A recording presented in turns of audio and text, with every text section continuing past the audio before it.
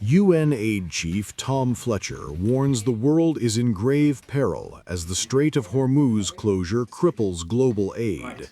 With supply chains severed and fuel costs soaring, millions in Gaza and Africa face a humanitarian So the catastrophe. warning lights are flashing on the dashboard right now. We are in a moment of grave, grave peril for the Middle East, but actually I believe for the wider world right now.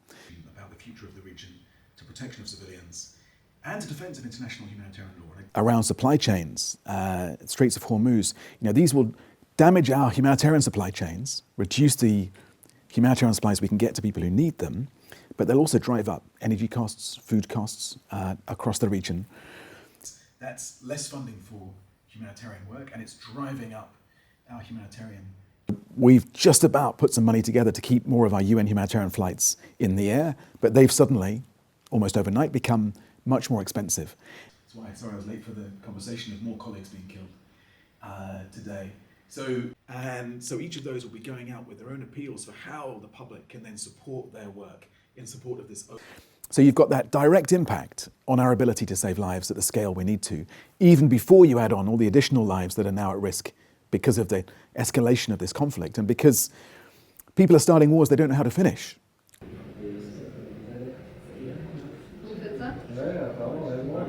Must be supported to go wherever the needs are in the region. I've reaffirmed.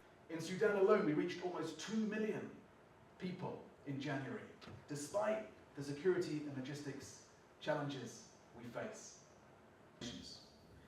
And of course, behind every number is a life, is a story being applied to find ever more sinister ways to kill at scale, while civilians are subjected to ever more abject violence.